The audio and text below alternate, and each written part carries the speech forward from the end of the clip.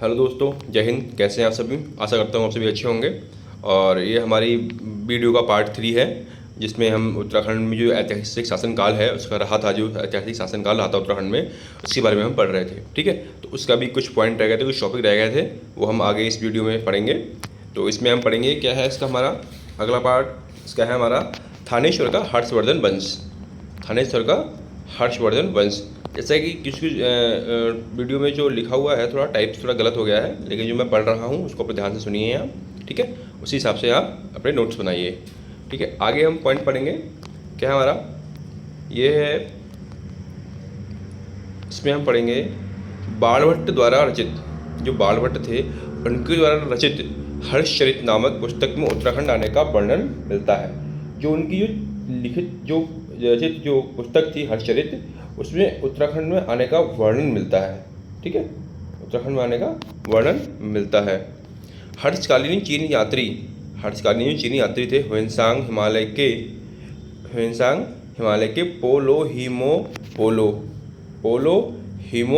पोलो या ब्रह्मपुर राज्य में गया। जो हर्षकालीन चीनी यात्री जो था ह्वेनसांग हिमालय के किस क्षेत्र में गया था, किस राज्य में गया था? पोली हिमोपोलो या ब्रह्मपुर राज्य में गया। ठीक, अगला वर्ड हमारा आगे हम पढ़ेंगे। ह्वेनसांग थे उन्होंने 5 बौद्ध विहार होने का उल्लेख किया है। जो ह्वेनसांग थे उन्होंने कितने बौद्ध विहार होने का उल्लेख किया है? 5 बौद्ध विहार होने का उल्लेख किया है उन्होंने।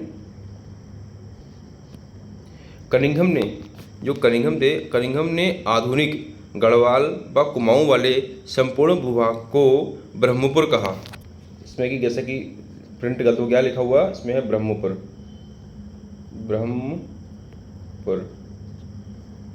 कहा। क्या कहा?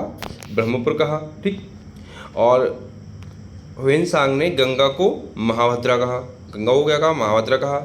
हरिद्वार के लिए मोयुलू कहा। हरिद्वार के लिए क्या कहा? मोयुलू कहा। और इसका क्षेत्रफल कितना किया? 20 ली। 20 ली जो होता है वो चीनी माप होती है, चीनी में मापते हैं वो। इन्होंने क्या हुआ बताया कि इसका क्षेत्रफल है कितना है? 20 ली है। ठीक, जैसा कि चित्र में हर्षवर्धन का एक इमोजी बनाया गया है, चित्र बना दिया गया है इस टाइप से, ताकि हम थोड़ा समझ सकें उसको। तो आगे हमारा हर्षवर्धन 606 ईस्वी से 647 ईस्वी, 606 ईस्वी से 647 ईस्वी, थानेश्वर हरियाणा। कहाँ पर? थानेश्वर हरियाणा का महान सम्राट। हर्षवर्धन के विवरण यहाँ पर थोड़ा गलत टाइप हो गया है, प्रिंट हो गया है। हर्षवर्धन के बारे में हर्षवर्धन हो गया है। हर्षवर्धन के विवरण। ब्रह्मपुर राज्य जो है वो पोली हीमोपोलो, ठीक है, इसको कहा जाता था। 5 बौद्ध विहार, गंगा को महाभद्रा कहा गया, हरिद्वार को मोयुलो कहा गया। क्षेत्रफल कितना बताया गया? 20 ली चीनी माप, 20 ली चीनी माप। इस पॉइंट है, इंपॉर्टेंट पॉइंट्स हैं, इनको थोड़ा ध्यान से सुनिएगा, पढ़िएगा और याद कीजिएगा। हर्ष के पश्चात मध्य हिमालय। कन्याकुब्ज राज्य के हर्षवर्धन की मृत्यु के बाद 647 ईस्वी में वर्धन वंश का अंत हो गया। किसका हो गया? वर्धन वंश का अंत हो गया। जिसके बाद कान्यकुब्ज राज्य ब्रह्मपुर शत्रुघ्न, या प्रिंट गलत हो गया है, शत्रुघ्न होगा, शत्रुघ्न ये होगा शत्रुघ्न, वह गोविशाट राज्यों में विघटित हो गया। किसमें हो गया? वह गोविशाट 3 राज्यों में विघटित हो। 3 राज्यों में सबसे बड़ा जो था वो क्या था? ब्रह्मपुर था। जो 3 राज्यों में सबसे बड़ा क्या था? हमारा ब्रह्मपुर था। ठीक, अगला पॉइंट हमारा कान्यकुब्ज राज्य विघटन की जानकारी ह्वेनसांग के 634 ईस्वी में यात्रा वृत्तांत CU से मिलती है, तथा इसी यात्रा वृत्तांत में उन्होंने क्या किया था? उत्तराखंड के जो थे मदावर व गोविशाट राज्य का वर्णन किया था। क्या किसका किया था? मदावर और गोविशाट राज्य का क्या किया था? वर्णन किया था।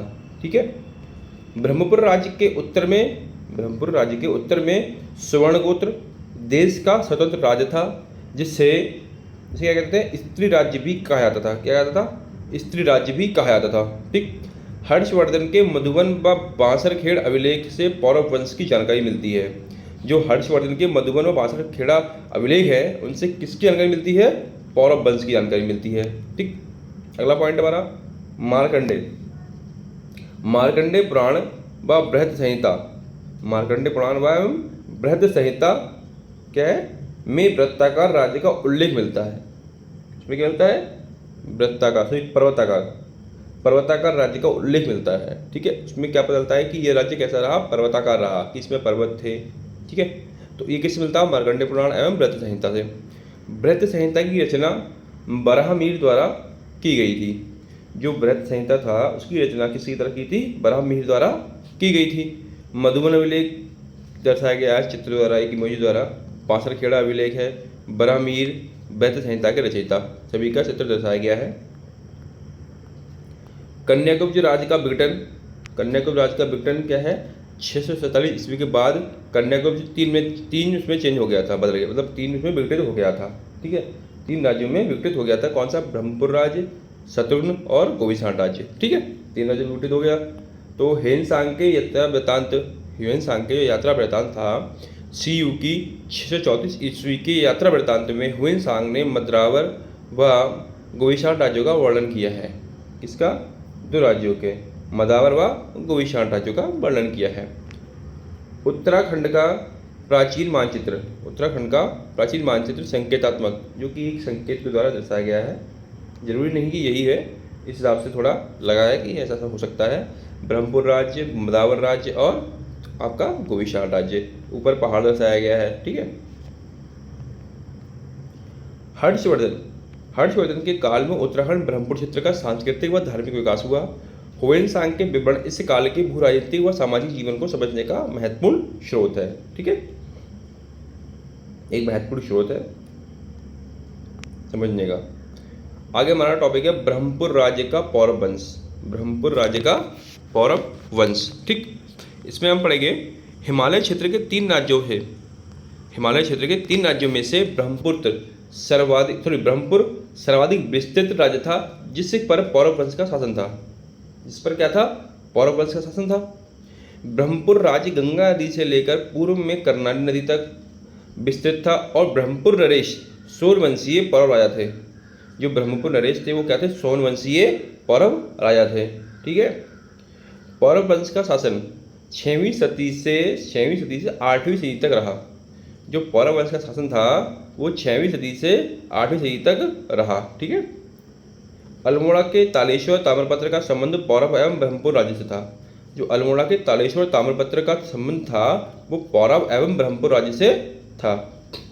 तालेश्वर ताम्रपत्र की खोज 1915 में हुई। तालेश्वर ताम्रपत्र में द्वितीय वर्मन व विष्णु वर्मन द्वितीय, ठीक है, का शासक उल्लेख मिलता है और पौरव वंश के संस्थापक राजा विष्णु वर्मन प्रथम था। जो पौरव वंश के संस्थापक थे राजा विष्णु वर्मन कौन थे? प्रथम थे। ठीक, पौरव वंश के शासक राज्य को पर्वताकार राज्य कहते थे। जो पौरव वंश के शासक थे वो राज्य को क्या कहते थे? पर्वताकार राज्य कहते थे।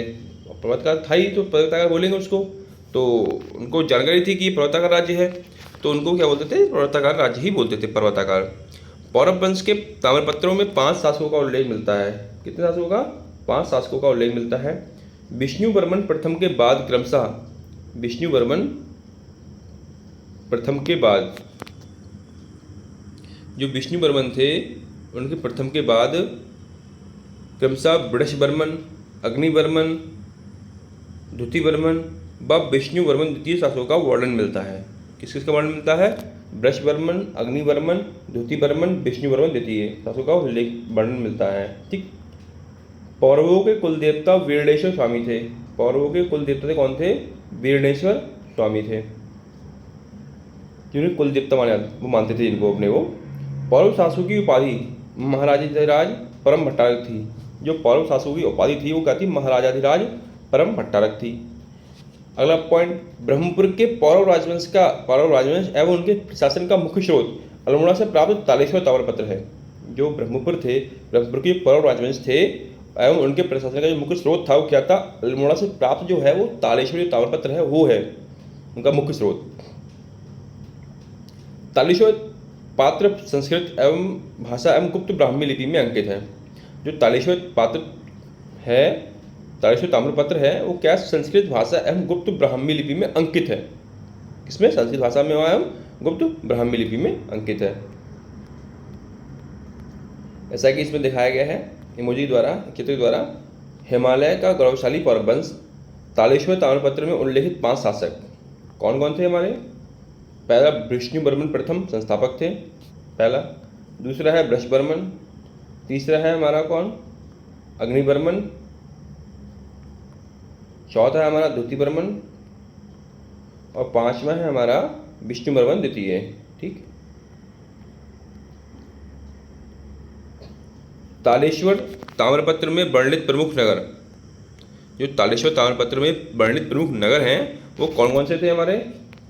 दीपपुरी, कार्तिकेयपुर, त्रंबपुर और ब्रह्मपुर। इस इंद्र की नगरी व नगरों में श्रेष्ठ कहा गया है। ब्रह्मपुर को क्या कहा गया है? इसे इंद्र की नगरी व नगरों में श्रेष्ठ कहा गया है। तालेश्वर ताम्रपत्र अल्मोड़ा। तालेश्वर ताम्रपत्र अल्मोड़ा खोज कब हुई थी? 1915 ईस्वी में। संबंध पौरव वंश एवं ब्रह्मपुर राज्य। भाषा संस्कृत थी और लिपि क्या थी? गुप्त ब्राह्मी लिपि थी। इंपॉर्टेंट है, याद नोट बनाए तो याद करें जरूर इसको। नोट, तालेश्वर ताम्रपत्र में उद्यानों के लिए बटक शब्द का प्रयोग किए मिलता है। तालेश्वर ताम्रपत्र में उद्यानों के लिए क्या मिलता है? बटक शब्द का प्रयोग मिलता है। महत्वपूर्ण बिंदु, सारांश, पौरव वंश का शासन 6वीं सदी से 8वीं सदी। ठीक। संस्थापक विष्णुवर्मन प्रथम। उपाधि क्या? महाराजाधिराज परम भट्टारक। राज्य का नाम पर्वताकार राज्य। कुल देवता वीरनेश्वर स्वामी। और मुख्य स्रोत तो तालेश्वर ताम्रपत्र अल्मोड़ा से मिला है। ठीक। ये इसके महत्वपूर्ण बिंदु है, महत्वपूर्ण सारांश है। पौरव वंश का प्रशासन, इसमें हम पढ़ेंगे पौरव वंश का प्रशासन। पौरव शासकों के निवास स्थल को कोट क्या कहते थे? पौरव शासकों के निवास स्थल को कोट कहते थे। एवं राजकुमार के लिए राजपुत्र का प्रयोग होता है। पौरव वंश के सभी मंत्रियों के लिए राजमात्या कहा गया है। पौरव वंश के सभी मंत्रियों के लिए राजमात्या कहा गया है। पौरव वंश के सेनानायक को बलाध्यक्ष कहा जाता था। पौरव वंश के जो सेनानायक थे उनको बलाध्यक्ष कहा जाता था। संधि विग्रहिक विदेश मंत्री एवं द्विवर्पति लेखक वर्ग का प्रधान होता था। लेखक वर्ग का क्या होता था? प्रधान होता था। और जमनपति पदातिक सेना का मुख्य होता था। जमनपति क्या होता था? पदातिक सेना का मुख्य होता था। पौरव शासकों के आय का स्रोत भूमिकर था, जिसे भाग कहा जाता था। एवं गुप्तचर का कार्य कटुक करते थे। गुप्तचर का कार्य कौन करते थे? कटुक करते थे। भूकर वसूलने वाले अधिकारी को भागिक कहा जाता था। जो भूमि का कर वसूलता था उसको क्या बोलते थे? भागिक बोलते थे। पौरव काल में 2 तरह की भूमि थी, केदार व सारी। कौन थी? केदार व सारी। सिंचित भूमि को केदार व असिंचित भूमि को सारी कहा जाता था। सिंचित भूमि को क्या बोलते थे हम? केदार बोलते थे वो। ठीक। और असिंचित भूमि को क्या बोलते थे? वो सारी बोलते थे। भूमि मापन के लिए क्या था? द्रोण वामप और खाली वामप व कुल्य वापप विधि का प्रयोग होता था। ठीक। द्रोण वापम, खाली वापम व कुल्य वापम विधि का प्रयोग होता था भूमि नापने के लिए। पौरव वंश की सेना को 3 भागों में बांटा गया। किन किन सेना में बांटा गया? 3 सेनाओं में। पहला पैदल सेना का जो हेड होता था वो कौन? जमनपति होता था। दूसरा गजपति, तीसरा अश्वपति। ठीक। इसका मुखिया जमनपति, हाथी सेना का मुखिया गजपति, और क्या है? घोड़सवार सेना मुखिया का क्या था? अश्वपति बोलते थे हम। ठीक। इसमें प्रशासनिक पद एवं अधिकारी, पौरव वंश में प्रशासनिक पद एवं अधिकारी। कोट, पौरव शासकों का निवास स्थल। राजपुत्र राजा के लिए प्रयुक्त, राजकुमार के लिए प्रयुक्त। राजमात्या सभी मंत्रियों के लिए। बलाध्यक्ष सेनानायक। बलाध्यक्ष कौन था?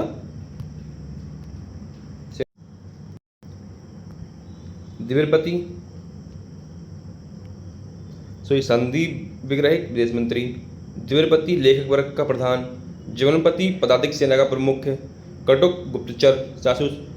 भागिक भूकर वसूलने वाला अधिकारी। भूमि के प्रकार, केदार भूमि के प्रकार, केदार, सिंचित भूमि, सारी, असिंचित भूमि। सिंचित भूमि को केदार तथा असिंचित भूमि को सारी कहा जाता था। सिंचित भूमि को केदार तथा असिंचित भूमि को क्या था? सारी कहा जाता था। पौरव काल में भूमि माप प्रणाली। ये पौरव काल में जो भूमि जो मापते थे वो प्रणाली थी द्रोणवाप स्वरनाली व 32 शेर। द्रोणवाप किसे बोलते थे? स्वरनाली व 32 शेर को। कुल्लवाप 8 द्रोण व 256 शेर को। और जो तीसरा है हमारा खारीबाप 20 द्रोण व 640 शेर। 20 द्रोण 640 शेर जैसे चित्र द्वारा दर्शाया गया है। ठीक। महत्वपूर्ण तथ्य, पौरव वंश स्वयं को पर्वताकार राज्य का शासक कहता था। जो पौरव वंश था वो क्या कहता था? स्वयं को पर्वताकार राज्य का शासक कहता था। उनकी उपाधि महाराजाधिराज परम भट्टारक थी तथा कुल देवता वीरणेश्वर स्वामी थे। हमने ऊपर पढ़ रखा है अभी। ठीक है, जैसे पॉइंट पढ़ रखे हैं। पौरव वंश के पदाधिकारी